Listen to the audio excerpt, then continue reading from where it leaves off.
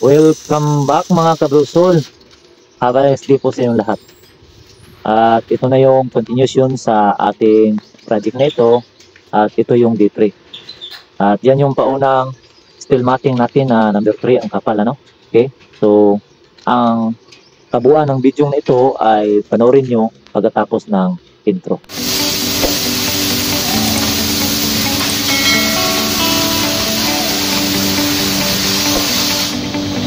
So, yan na. Mga kabrusol. So, siyempre yung level yan ay nilevel natin yan sa bahay. Ano? At hindi natin sunod yung inclination ng surface o yung lupa. So, yan lang yung gawin natin, mga technique na ginawa. At siyempre yung design na sunod natin ay yung actual na. O na may angle bar siya na ganyan. At yung angle bar at yung space ng ating angle bar ay 1.5 inch yung lapad. At yung kapal niya ay 3 mm. Okay? At yung steel matting ay number 6 yung number. Yan yung pinaka makapal na steel matting dito sa amin. Iwan ko lang kung may makapal pa nito. Basta yan yung pinaka makapal. At kung napansin nyo sa video na ito ay may tunog din ng may ingay na grinder na sa manang taas niyan ay may gumagawa din na gate niyan sa ibang kontraktor. At ako pala sa area na ito ay nagugulat yung kontraktor dyan kasi may grupo pala sila dyan na mga kontraktor, dalawang kontraktor dyan. At yun nga, kinausap yun si Antin na para siguro siya yung gagawa niyan, pero hindi na din yan mapipilit yung may-ari na kung ano yung gusto ng may-ari na ipagawa sa kanilang o ipadevelop sa kanilang bahay sa kapiligid ay sila yung magdesisyon. At yung nga, yung kontraktor sabi na nagbayad na ba daw si Antin na sa yung SOP daw na 1.5. Kada may gumagawa daw ay magbabayad daw ng 1.5. SOP daw yun kapag may ipadevelop sa kanilang bahay. At yan palang bahay na yan o subdivision na yan ay talagang rough lang yan. Wala yung mga yung mga simento na yan. Graba lang yan at wala yung bakod na yan. Yung bakod na yan ay yung asawa na ng auntie ko yung nagpagawa. Doon ko sinabi kay auntie na nagpagawa si uncle. So siyempre nagbayad na din yun ng ng 1.5 siguro. Sabi kasi ng contractor ay all the way na daw yung 1.5. At yun, manghihingi na naman siya ng panibago 1.5. Kaya yun, sinabi ni Santi, hindi na siguro kasi yun nga, nagpagawa na si Uncle dati, tapos ngayon hihingi lang sila. Oh.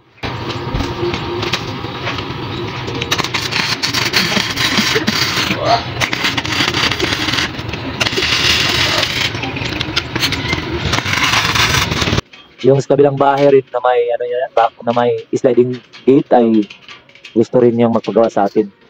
So sabi ko sa sarili ko na mas lalo yung may gate yung kontraktor na nasa manang taas na gumagawa yung nakontrata niya.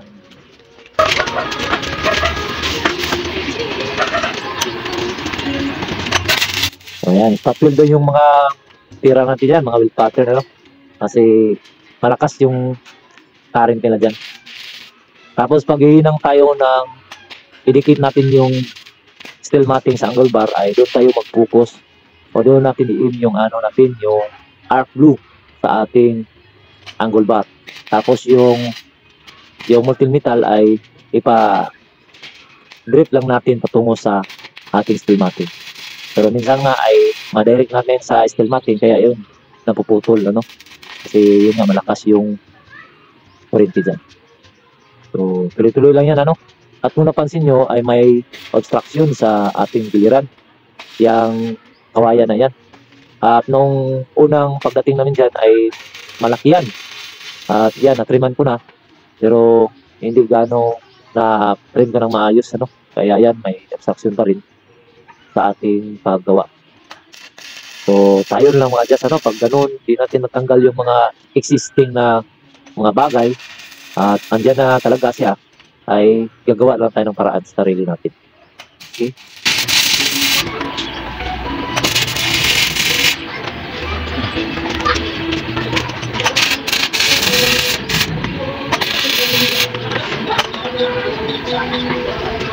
Ayan, tinanggol ko yung support.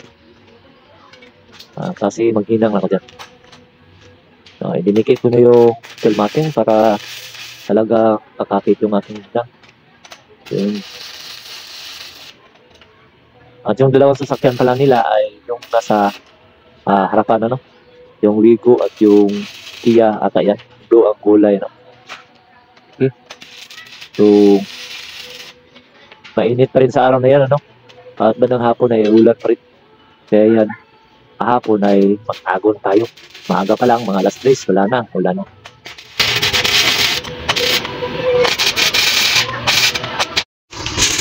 Yan na yung pangalawang filmating natin. Araw na yan. So, pag ganito, kung pinatagilid lang yan ni Ante, yung 4 feet yung height niya, ay mas madali at mas kaunti lang yung material ang magamit natin. Pero yan yung gusto nga niya na yung dulo ng ating bakod ay tatapat doon sa may kanopi na yan, yung nasa bintana nila, yung kanopi. At yan ay lumagpas siya sa kanopi ay pinutulan din natin, At sabi niya na i-level lang daw sa kanopi. So, yan. Pagkatapos niyan sa na yan, yung filmating na yan, kung pansin nyo ay may gap sa bandang ibaba, At siyempre, yung mga putol-putol na mga filmating natin ay linang din natin yan. At wala na akong nilagay sa concrete na yan na angle bar kasi para makatipid din sila. Ang ginawa ko na lang ay nagdala ako ng drill machine, binutasan ko yan. At sinaksakan ko ng mga welding stab. At doon ko ininang yung ating steel matting para solid din siya. Okay. So, yan. Yung atin palang welding machine ay inverter type na welding machine yan na Crestone yung brand. At ang output niya ay 200 amperes. Maganda gamitin yung welding machine na yan. Kahit na hindi calibrated siya ay magandang gamitin. So, yung isang ganitong welding machine, mas malakas yun kasi imbis na maghinang ka ay napuputol mo yung o napuputas mo yung hinang mo. Kasi nga hindi siya calibrated, So, yan, Yun ang purpose ng ating portable, Kung saan tayo maghinang ay dapat natin dalhin.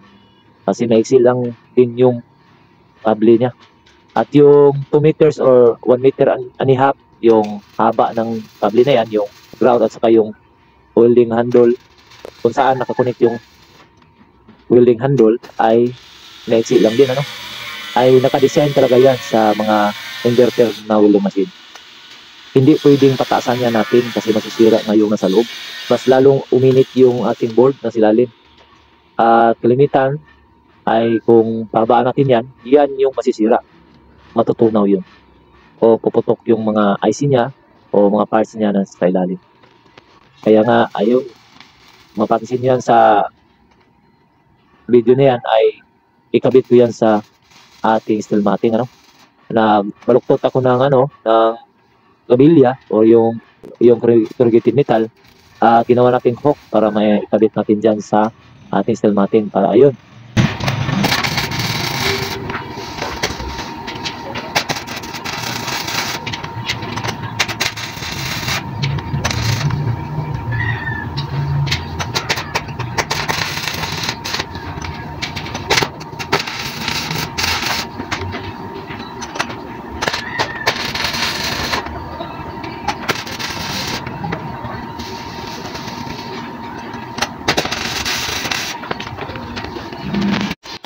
Yan sinasabi ko na nakasuspended na yung ating welding machine. Kasi hindi na siya abot, pag nakalapag lang siya sa lupa. Ayan yung sinasabi ko na talagang gagawa tayo ng paraan kung may existing obstruction. At yan pala ay yung horizontal pala sa taas, yung top na framing na angle bar, ay pagkatapos kong mailagay lahat yung vertical na angle bar at steel matting, ay saka ko ilagay yun sa taas. Papatong lang tayo ng mga katungan na ginawa kong support na nakadiagonal at siyempre naghinang tayo doon para mapatungan natin para maabot natin yung sa taas. At napansin nyo sa video nito, may grinder din ano na ingay sa balangkas. No? May mga kabakal din tayong gumagawa doon ng sliding gate ng bahay din na duplex. Okay? Pero sa atin nga, yung budget ay ganyan na. Tuloy-tuloy lang yan, no? Diba? So, lagi lang natin isipin, pag gumagawa tayo ay magsuot lagi ng PPE, yung personal protective equipment. Appropriate building PPE. No? Kahit na magsuot na tayo ng mga PPEs ay minsan yung mga spark prints ay pumapasok, no? Talagang sirok yung ano, yung spark prints na yan kasi mapapasok at mapapasok pa rin tayo. Yung may butas ay suotin niya, no? Itong project na to, marami akong naging sugat ng paso dahil sa pag-inang natin yan. Ayan.